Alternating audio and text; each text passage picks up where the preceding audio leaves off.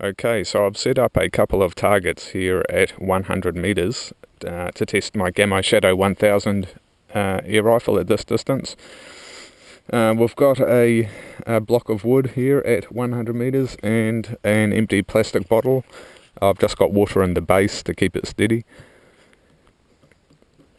I was shooting at this distance a couple of days ago, and as you can see, shots can be made on target.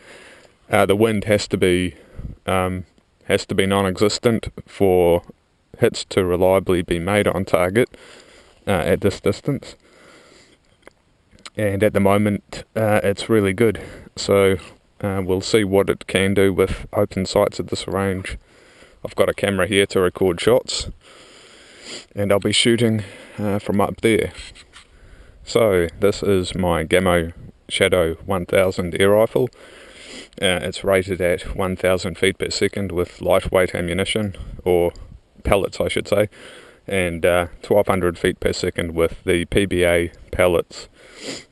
The pellets I'm using are JSB match pellets, excuse me, 8.44 grain,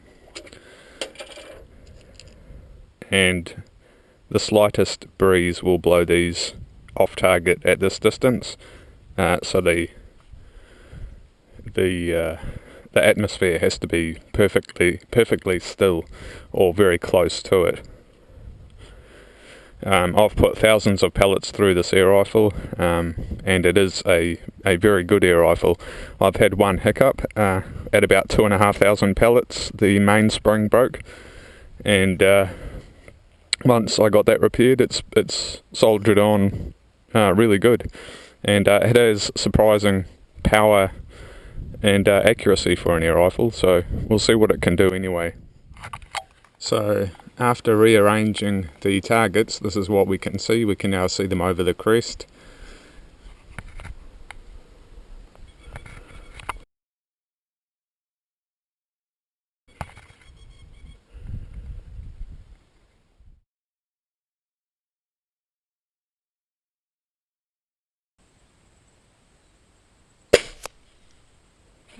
Miss.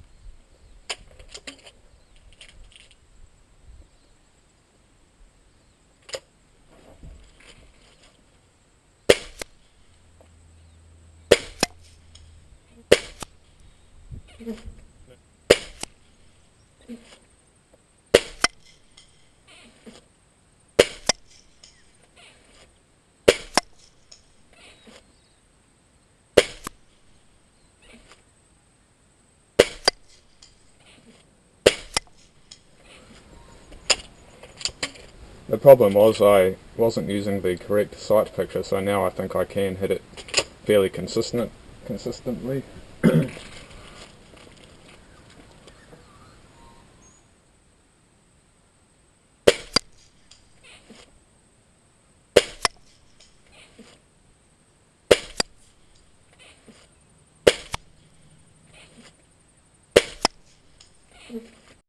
The air rifle is zeroed for about 50 meters, so you do have to use a different sight picture at 100 meters.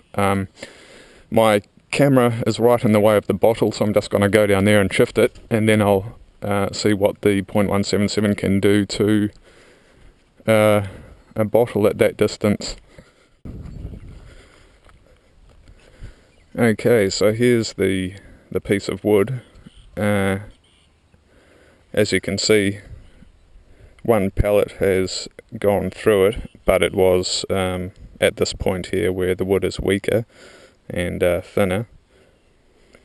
But the pellets definitely bury themselves quite deeply in, even at that distance. They're barely poking out.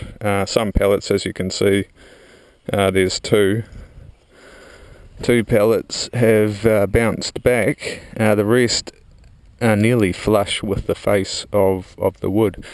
So anyway, I'll just reset that, and we'll have some shots at this plastic bottle.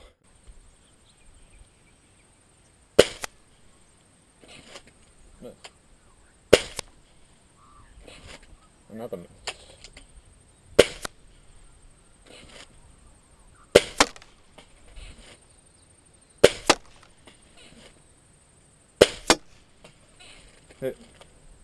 Okay. It's amazing how fast you forget the sight picture when a rifle is not zeroed for that distance, especially when you've got the amount of drop of the pellet.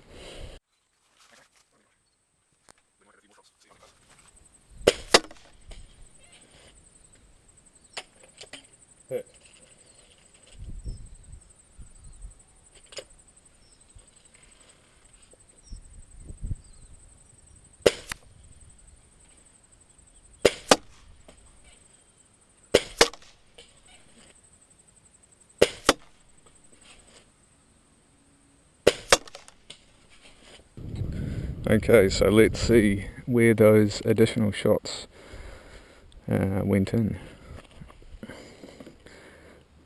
So there's one at the top. How many pellets have we got now? Yeah, it looks as though they've all only gone in one side. So yeah, it looks like there's one hole, there's another one. Yes, it's definitely harder to see. Oh, there's one up the top there. Okay, so the difference in these two bottles is this plastic here is very hard and brittle, so it simply splits and then closes over the split. This bottle here is fairly pliable plastic, so you can see all the pellets there. I might as well have a look at them. I'm pretty sure they haven't really deformed.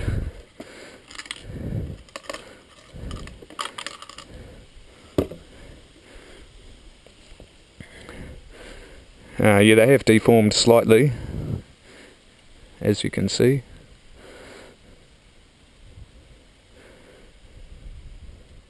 But they're not squashed flat or anything, because they have had a more cushioned entry. They've hit and then rebounded off the other side without actually leaving much of a mark, as opposed to these pellets here where you can see have entered, making clear entry holes, and have stuck while they were exiting, whereas this one here didn't. That one went straight through.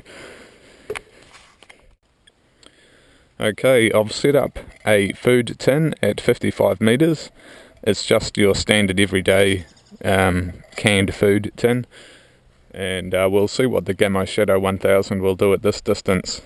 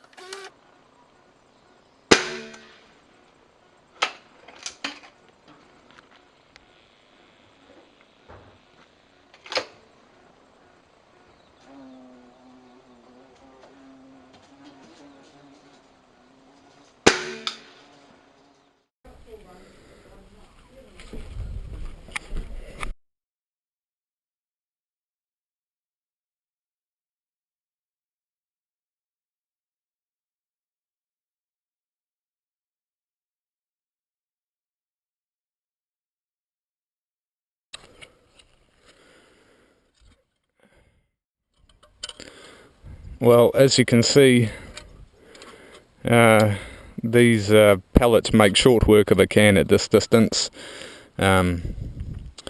Most of these pellets have gone in and actually hit the tin at an angle while it dangles like this, and have still punctured through two angles actually, because they hit the side at an angle and also the bottom at an angle. You can see even back here where it's next to the rim, it still punches through. So you can see these ones here punctured through up here, those shots, and these ones here punctured through down the bottom of the tin. So yeah. That's over this distance. Okay, so as far as rifle maintenance goes, you should really never have to clean the barrel so long as you're using good quality lead pellets. I know that if the pellets have additives in them to harden the lead, that you can get some deposits along the rifling apparently. But in saying that, I mean, I've cleaned my barrel, I believe, once, maybe twice over the 4 years that I've owned it, so it's not something you need to do if you're using decent pellets.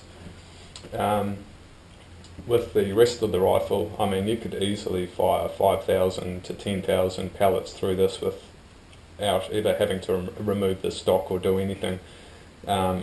It's very low maintenance, this rifle. You shouldn't really have to take it apart unless it's very old and you've done a whole heap of shooting with it. So the first thing you want to do is cock it. I'll show you why afterwards.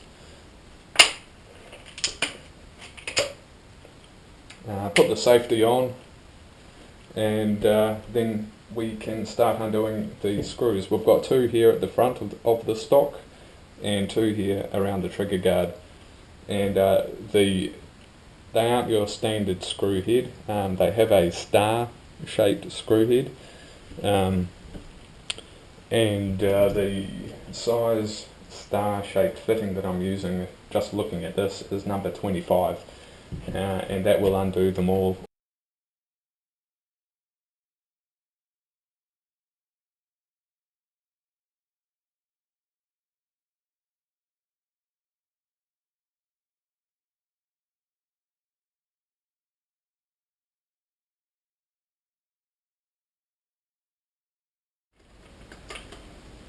Okay, now at this point there is a washer underneath this screw trigger guard area, and you don't want to lose that.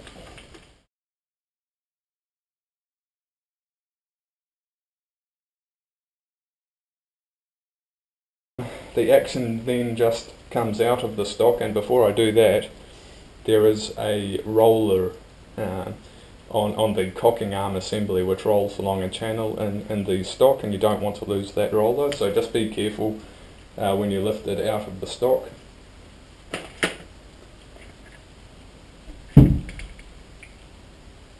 You can see that roller here, and it is just floating. And the reason that I said to cock it before you take this apart is because you want to put grease between the cocking arm and the base of the receiver where it rides, and cocking it without the stock is quite hard.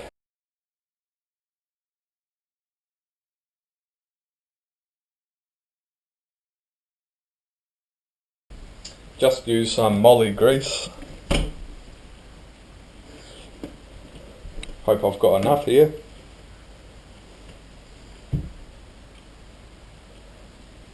So get in there and just put a film along here. You can see the wear marks where the cocking arm has been riding.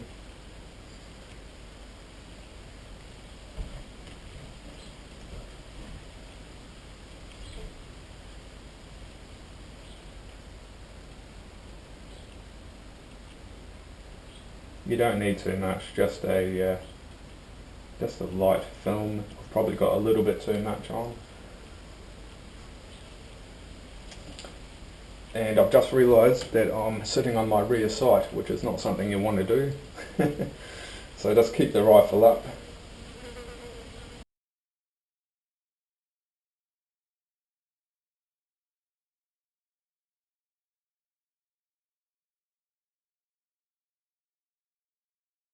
And you're good to go.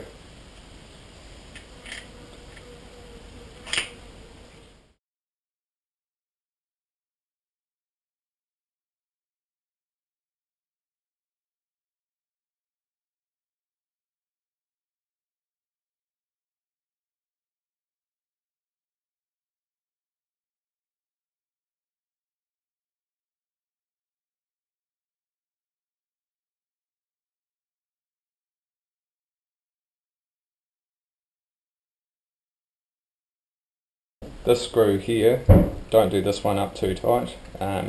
It's just sitting in plastic, so you don't really need to do it up too tight.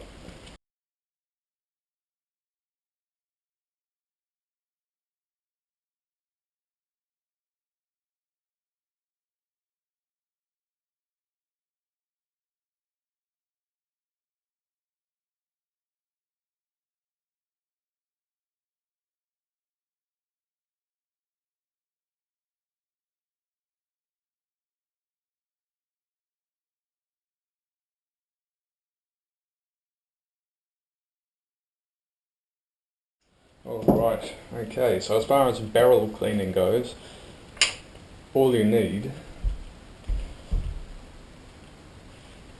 is an Otis micro rifle cleaning kit. So this is made for a .177 caliber.